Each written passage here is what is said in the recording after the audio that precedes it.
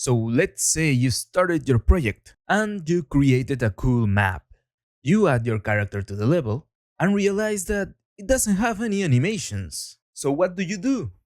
Try animation retargeting. Retargeting a character is simple.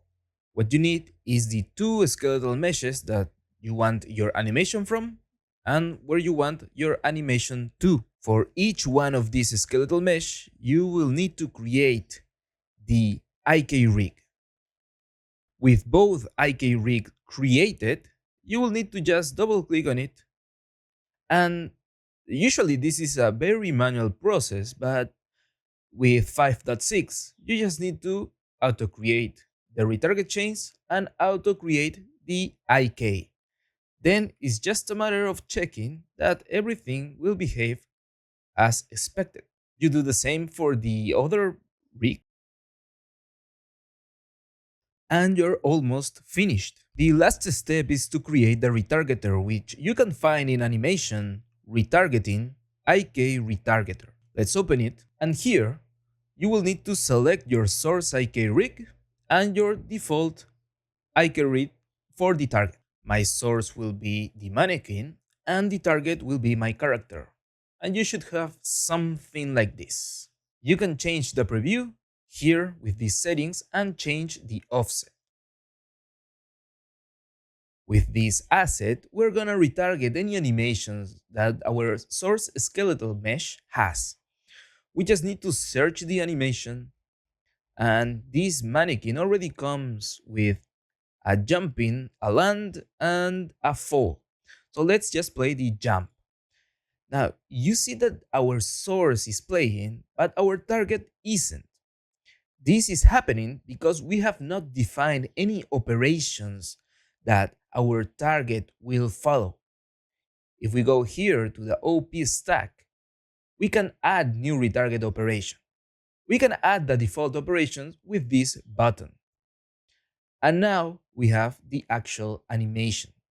We can uncheck this debug draw if we just want to see the animations. And there we have it, the animation. If we wanted to save this animation with our animation or animations selected, we just click on export selected animation. We just select the folder where we want, we can add a prefix, suffix, and let's click on export. If we were doing this over and over again, because we can make a lot of tweaks with this retargeter, we can click on overwrite existing files. So let's just click export, and there we have our new animation just for our new character. Now back at our level, if we wanted to use this animation, it's a matter of selecting our mesh, using animation asset, and selecting the animation just created. So now we can see that our animation works with our character. And that's pretty much it. That's all you had to do, and it only took us a few minutes. So nice job! If you want to improve your game development skills, make sure to check out our on-demand courses for free. You can watch them and get high-quality free education. And if you're a serious game developer, make sure to check out our UNF game development program, where you will create a game from scratch and publish it on Steam. Now let's talk about some things to take in consideration. First, your skeletal mesh. It should follow a popular rig naming convention. In my case, it's following Unreal Engines, as you can see in the naming of the bones. This makes it easy, so whenever we are inside our IK rig and we auto-create the retarget chains and auto-create the IK, it does it automatically. Otherwise, it's not going to be that fast, but we can still do it manually. Second, make sure that the IK rig of your custom character is working correctly. Play around with the goals. In my case, the arm, yeah, it is good enough. But my legs, if I play around with the goals, the knees start doing something very weird. Now, as you saw in my demonstration, the jump animation actually it looks all right, but it could be a little bit better with the positioning of the knees. If you wanted to change and tweak how this works, make sure to go to this settings value of the full body IK. Especially with the knee, you will want to here use preferred angles and change this value. Maybe 90 for me in that knee is not working. Well, let's check if 90 here works. And it may look a little bit weird, but also make sure that the limits are not locked and they are a little bit free. Now we know that 90, that's not it. So we can keep playing around, finding the value that we should be using. So here 90 and 0 looks better. It's just a matter of playing around. And after playing around, you can actually, because it's not going to work with every rotation like this one, you may want to limit this, right? So that's why the limit exists here. It will be just a matter of searching, okay, which one is it? And maybe here, -1. Nope, that didn't and did do it. -10. And then here, I mean, 1 should be good. Then you test it again. Okay, -10 is not letting my knee work correctly. Okay, we can maybe go to -90.